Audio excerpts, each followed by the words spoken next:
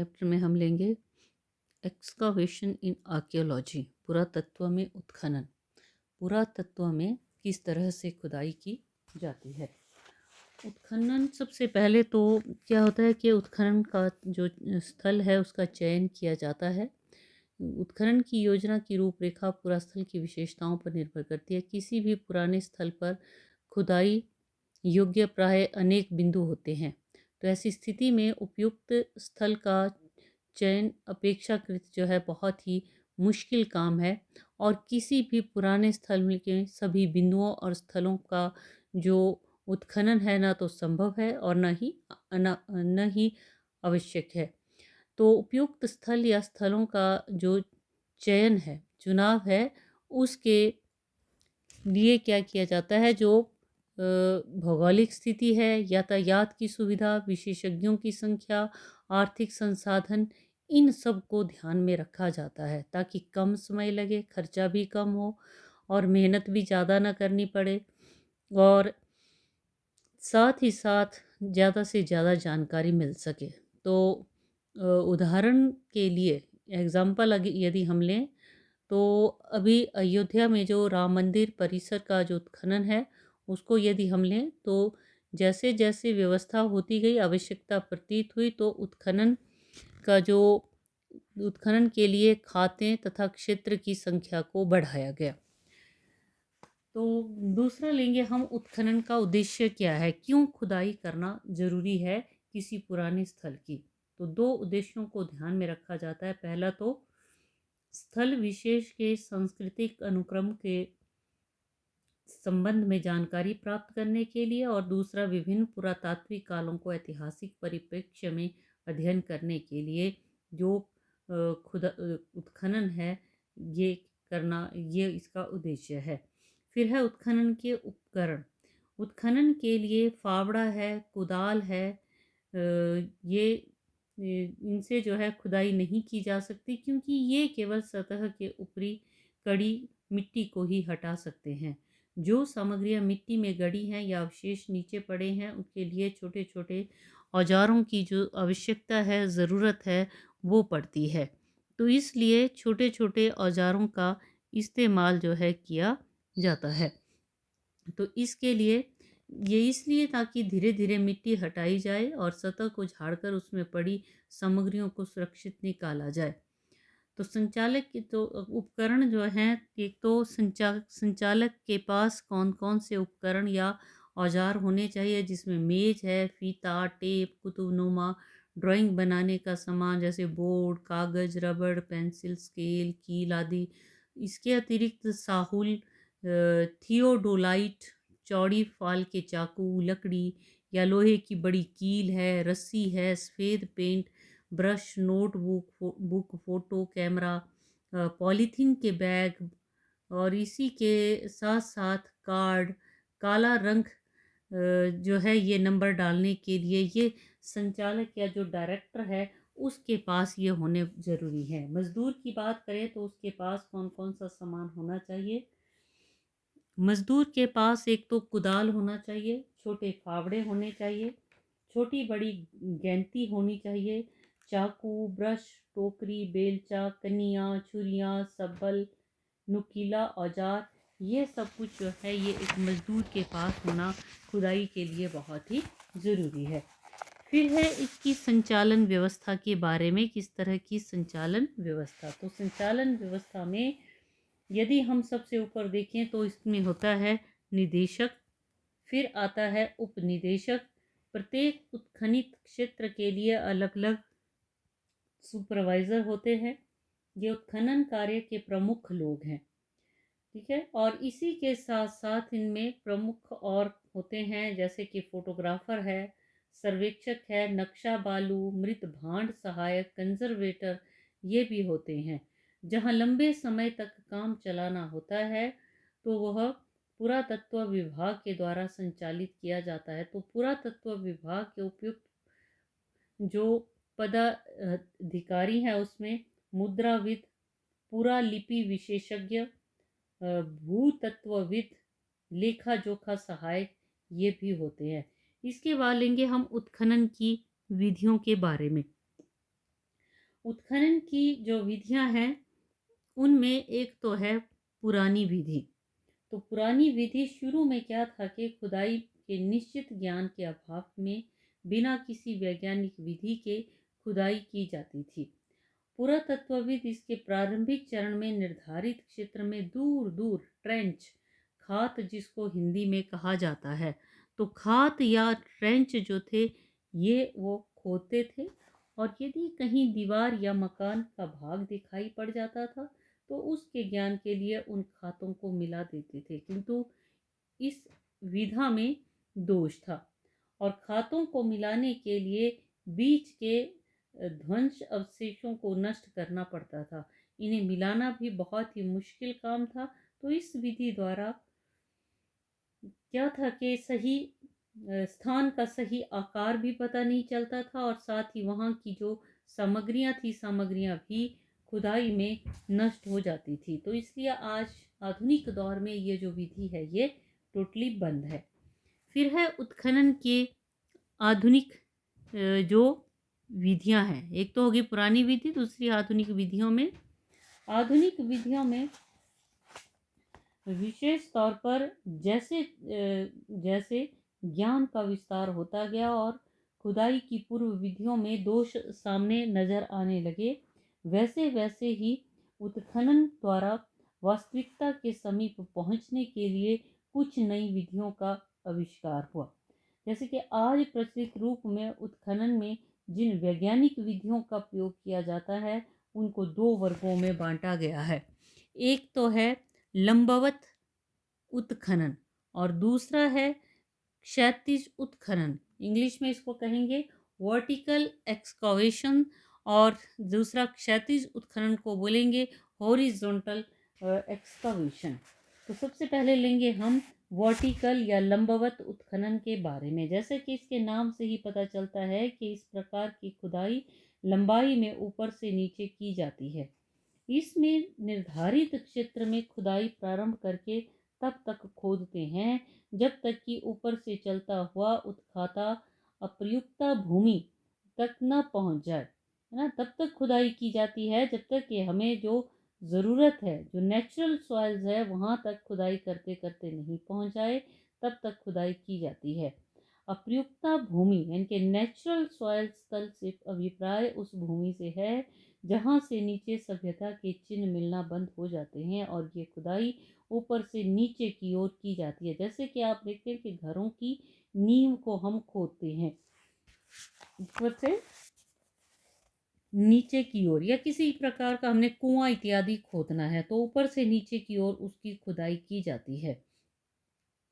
तो क्या होता है कि ये खुदाई ऊपर से नीचे की ओर करके करने से इसे ऊर्ध्वाधर या खड़े बल या शैक्षिक या लंबवत जो लंबाई में किया जाता है उत्खनन कहते हैं। विशेष रूप से किसी भी स्थान पर संस्कृतियों के क्रम को जानने के लिए लंबवत उत्खनन किया जाता है और इससे पता चलता है कि कितनी संस्कृतियां यहाँ किस क्रम में बसी थी तथा उनका बसाव कितना था। ऐसा उत्खनन केवल एक सीमित क्षेत्र में किया जाता है जिससे ये पता चल सके कि उस स्थान पर कितने काल तक किन किन कालों के व्यक्तियों द्वारा संस्कृतियां विकसित की गई। तो पुरातत्व के क्षेत्र में इस उत्खनन का मुख्य उद्देश्य संस्कृतियों का प्रत्यक्षीकरण न होकर संस्कृतियों के क्रम का प्रत्यक्षीकरण होता है। तो इससे क्या होता है कि किन किन संस्कृतियों की यहाँ बस्तियाँ बनाई गई, इससे वहाँ का संस्कृति मान या समय मान तैयार किया जाता है। बड़े बड़े नगरों का उत्खनन कार्य सर्वप्रथम इसी विधि के द्वारा किया जाता है। इससे नगरों के अवशेष सरलता से प्राप्त होते हैं और ये विधि एक स्थान से दूसरे स्थान के संबंध जानने में भी सहायक होती है। इसमें समय और धन भी सीमित लगता है। इसके निखातों में फैलाव न होने से सीमित श्रम का प्रयोग किया जाता है और इसलिए व्हीलर ने इसको टाइम स्केल या कल्चर स्केल यानी कि काल मापन और संस्कृति मापन कहा है। इस विधि द्वारा उत्खनन कार्य शुरू करके उसकी समाप्ति प्रयुक्ता भूमि तक की जाती है। फिर है क्षैतिज उत्खनन। ये है दूसरे प्रकार का आधुनिक विधियों के अंतर्गत लंबवत उत्खनन से जब किसी संस्कृति या पुराने स्थल का समय मान ज्ञात हो जाता है तो उसके समग्र स्वरूप के लिए जिज्ञासा के कारण क्षैतिज उत्खनन करते हैं। क्षैतिज शब्द से स्पष्ट है कि इसके उत्खनन हेतु जो स्थान चुना जाता है उसकी विस्तृत भाग में खुदाई की जाती है। यानी कि ये एक कम एरिया जो है लंबवत उत्खनन में लिया जाता है, लेकिन जो हॉरिजॉन्टल या क्षैतिज उत्खनन है उसमें जैसे कि पहले वाला उत्खनन यदि कर लिया, कुछ अवशेष सभ्यता के मिल गए, तो उसके बाद ये जो हॉरिजॉन्टल या क्षैतिज उत्खनन है इसमें किसी विस्तृत जो भूभाग है उसको लिया जाता है। क्षैतिज का मतलब होता है विस्तार, फैलाव या चढ़ाई, और इस विधि से उत्खनन गहराई में नहीं बल्कि विस्तार में किया जाता है। मतलब आप पहले यदि जो पहले वाली विधि थी लंबवत, उसमें हम उत्खनन करेंगे जैसे कि ये ऊपर से नीचे की ओर, यहाँ से अब इस तरह से ये उत्खनन हुआ।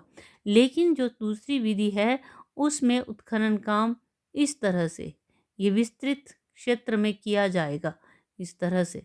चाहे ये वाला हो गया, लेकिन इसमें ऊपर से नीचे का और इसमें विस्तृत क्षेत्र में किया जाता है। और नेक्स्ट लेंगे हम उत्खनन के प्रकार के बारे में। उत्खनन की विधियों के ज्ञान के पश्चात ये भी जानना जरूरी है कि किन प्रकार के सहारे उत्खात यानी कि विधियों से उत्खनन प्रारंभ करें कि वह सही परिणाम प्राप्त कर सके। कोई यूं ही नहीं इसके टाइप्स या प्रकार बने हैं। तो यदि इस दिशा में सतर्क न रहा जाए और गड्ढे खोद कर भूमिगत पुराकालीन सामग्रियों को केवल निकाल ही लिया जाए तो उससे न कोई ज्ञान मिलेगा और न ही उत्खनन का उद्देश्य ही पूरा होगा। तो ये स्थल गड्ढों का समूह चित्र मात्र बनकर रह जाएगा यदि ऐसा न किया जाए। तो इसमें हम लेते हैं कि इसके उत्खनन के जो प्रकार है वो है 4 प्रकार के। परीक्षण, परिखात, दूसरा समकोण उत्खनन अथवा क्षेत्रीय उत्खनन, तीसरा समानांतर उत्खनन। तो पहले प्रकार का उत्खनन है परीक्षण, और इस तरह से परीक्षण परिखात किसी भी उत्खनन क्षेत्र में सबसे पहले उत्खात प्रारंभ करने से पहले एक या उससे अधिक परीक्षण या लंबी खाई खोदता है, जिससे उसे ये पता चले कि भूमि के नीचे कहाँ कहाँ तक किस प्रकार के अवशेष हैं, और उससे प्राप्त संकेतों के आधार पर ही फिर पूरे क्षेत्र में खुदाई का जो काम है वो करता है। चूँकि इस प्रकार खाद परीक्षण के लिए खोदे जाते हैं, इसलिए इन्हें परीक्षण खाद का नाम दिया गया है। खनन मात्र लंबवत विधि से प्रारंभ करके अप्रयुक्ता भूमि नेचुरल सॉइल तक ही किया जाता है, किंतु इस विधि से उत्खनन करने से सभ्यता को नष्ट होने का डर रहता है और अधिक गहराई तक ही सभ्यता का ही पता लगाया जा सकता है। साथ ही इस खनन में उपलब्ध अवशेषों के प्रलेखन में भी कठिनाई होती है। दूसरा है समकोण अथवा क्षेत्रीय उत्खनन। ये जब किसी भी क्षेत्र को वहाँ की सभ्यता के संबंध में पूरी और व्यवस्थित जानकारी प्राप्त करनी है तो वहाँ पर समकोण उत्खनन विधि से जो है खुदाई की जाती है।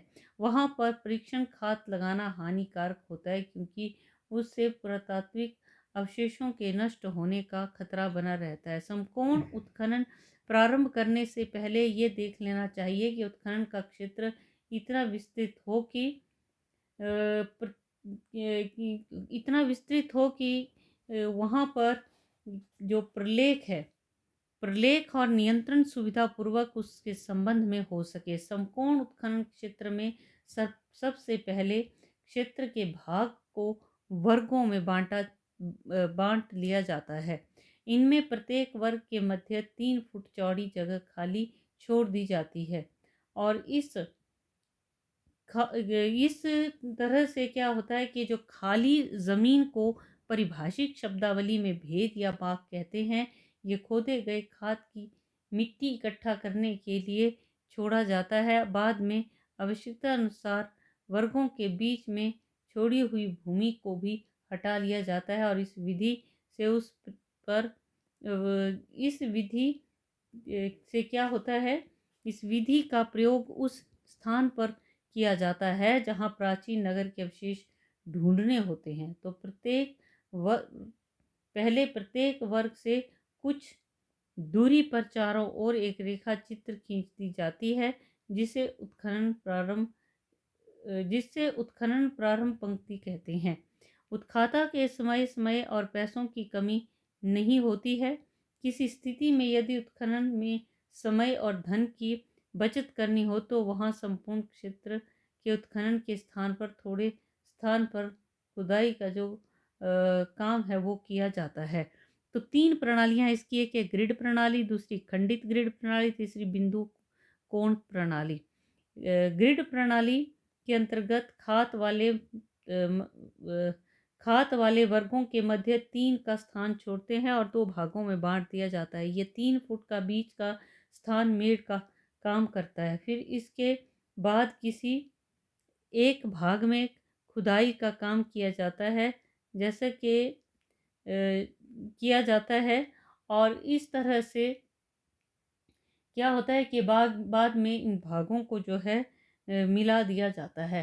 फिर दूसरी एक खंडित ग्रिड प्रणाली, इसके अंतर्गत प्रत्येक खात के 2 काटे गए भागों में से एक भाग को पुनः जो है अर्ध भाग में 3 की चौड़ी मेड़ छोड़कर बांट दिया जाता है और इसके बाद केवल किसी भी एक भाग में खुदाई की जाती है। फिर बिंदु कोण प्रणाली, जब उत्खनन क्षेत्र विस्तृत या उजाड़ खंड में रहता है तो वहाँ भूमि के नीचे के अवशेषों का पता लगाना मुश्किल होता है। इससे क्षेत्र के एक कोण पर एक निश्चित बिंदु तक खुदाई की जाती है। इसके लिए प्रायः क्षेत्र के उत्तरी दाहिने किनारे पर क्या होता है कि जो खुदाई प्रारंभ की जाती है। फिर है समानांतर उत्खनन प्रणाली। उत्खनन कार्य में इस विधि का प्रयोग नगर की रक्षा दीवार तथा नगर में स्थित विविध केंद्रों के मध्य संबंध जानने के लिए किया जाता है। किसी विशेष समस्या अथवा प्रश्न के समाधान के लिए ही इस प्रकार का उत्खनन करते हैं। तो ये जो है ये उत्खनन से संबंधित ये उसके प्रकार हम कह सकते हैं, और हमने उनकी उत्खनन की विधियों के बारे में पढ़ा। तो बाकी का आगे का हम अगले वीडियो में बात करेंगे।